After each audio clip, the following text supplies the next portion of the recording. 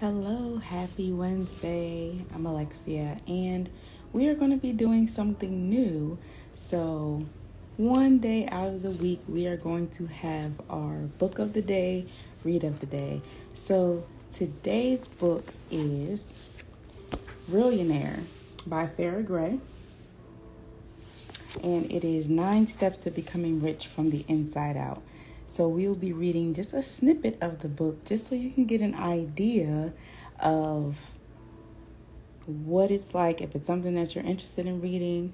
And we'll be doing this more often, even the books that we've posted on the page, just so that you can get a grasp of what type of book it is. And if it's something that you're interested in, you can let us know and reach out to us, and we'll let you know how to grab a copy of these books if you don't already have them.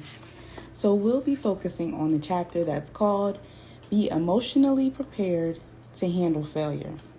How my biggest disappointment turned into a life-changing opportunity because I took responsibility and moved forward. From the outside in, our family appeared to have received a serious blow when Mom suffered her heart attack. We were all deeply concerned about her health and speedy recovery. We'd turned a blind eye to her years of working too much. Now we realized that what had happened to her hadn't only happened to her, it had happened to all of us. And it could happen to all of us. Mom had worked herself nearly to death before the age of 50, and I could see the tendencies for us all to become workaholics if we weren't careful. Every family develops its own lifestyle, habits, and patterns, and our family was no exception. The root principles of love, truth, honor, and honest communication were interwoven into our family fabric, but so was a work ethic that could lead to burnout. As my cousin Brees would say, in my humble opinion, someone needed to communicate to Mom that her counterproductive behavior had put her health and well-being at risk. It's hard to tell your mom that her choices haven't been in her best interest, especially when you know her heart was in the right place. But Mom had told us that she never wanted us to be the last to know of any situation with her children. In other words, she didn't want to find out something about one of her children from someone else. And she never wanted us to avoid giving her tough love if she were ever in danger. We had gotten to this point. The news of her heart attack sent shockwaves through our close-knit family. Our mother, our first teacher and example, had gone against one life law she taught her children. Take care of your health first and foremost. I'll read that again. Take care of your health first and foremost. One more time. Take care of your health first and foremost. Like most women of her generation, particularly Black women, Mom had chosen to take care of everyone else but had neglected herself. Anytime someone suggested that she slow down or take it easy, she rejected it. I'm fine, she'd say. And we'd accept that answer until the next time she appeared to be suffering. I don't know what we expected. Mom was simply doing what women of her time did. They ran on. If they got tired, they kept running. If they got weary, they kept running. She'd grown up seeing women who had incredible strength and stamina, women who, like her, never took a day off. As the eldest of 4 children, she'd learned to be responsible and caring. Those behaviors had carried over into her life as a mother of 5. For years, she has shouldered the responsibility of mother and surrogate father to me and my siblings. I don't think she expected that it would catch up with her. We were so used to seeing her work and work, we didn't know what to do when she wasn't working.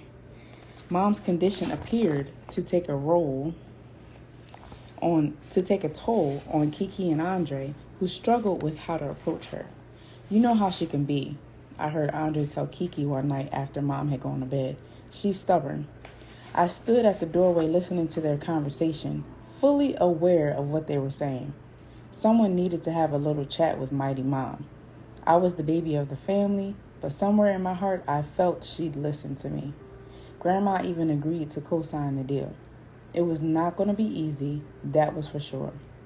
Mom was famous for reminding us that she was only 4 generations removed from slavery and that complaining was not in her vocabulary. Sleep didn't come easy for me that night, but the next morning I mustered up the strength to approach Mom. The rest of the family was either at school or work, which gave me the perfect opportunity to talk to her. I knocked on her bedroom door. "Who's there?" she asked. "Me." "Me who?" she said, laughing. "Me." "Oh, that me. Come on in." I entered the stillness of her room, her music playing softly in the background. She was reading a book. "How are you feeling?" I asked. "Pretty good. Be back to work in no time," she said, smiling. Perfect, I thought. She's going to toss me out of here on my butt like a bouncer. "Mama?" I said. "Yeah, baby." "Can I talk to you about something?" "You can talk to me about anything, you know that." That was exactly what I wanted to hear. Maybe I wouldn't get bounced. I sat on the side of her bed and cleared my throat. "I was thinking." "That's good. I like hearing that," she said. "I was thinking that maybe since you had a heart attack, a big one, that maybe you shouldn't work so much right now, you know?" The words weren't flowing like butter the way they had when I practiced in the mirror, but I wasn't going to let up. Mom peered through me. "I see," she said. "I want you to be here when I get big, and if you have another heart attack, you might not be here," I said, tearing up. Mom's book was resting on her lap. She moved it aside and pulled me closer to her. "I'm not going to have another heart attack, Farah." You might. You might if you keep working so much," I said as she rubbed my back. "Why can't you just work one job? Why do you have to travel so much? Why?" "I don't," she said. I was shocked. "You're right. I don't have to work that much. I just don't know how not to." Mom pulled my face toward hers. "Farah, I've worked all of my life. Even when I was your age, I worked. We never had enough food. We were always trying to make ends meet. I swore that my family would never have to live like that." "But you're going to die," I said. I could barely get those words out. Mom must have seen the sheer terror in my eyes because something changed. We exchanged a long stare. It was the kind where no words are necessary. You just know what the other person is thinking and feeling. Mom took a deep breath and let out a heavy sigh. Okay, Farah," she said, consoling me. "I understand. Mama will do better." Arrangements were made for an apartment in Scottsdale, Arizona, so she could be within driving distance of Grandma and my brothers, Alex and Jonathan. They didn't fly into the Windy City with Grandma to pick up Mom because they were attending school, but we were in constant phone contact with them. Andre was able to sublet our Chicago apartment. Kiki and I sold some of our household items to folks in the building. Shortly after Mom was released from the hospital, we were efficiently packed and ready to head toward the airport. It was a deja vu moment. I left with Mom and Grandma for Phoenix. Kiki and Andre were going back to London. What a difference 24 months had made. I will stop there. So, again, this chapter is on how to be emotionally prepared to handle failure.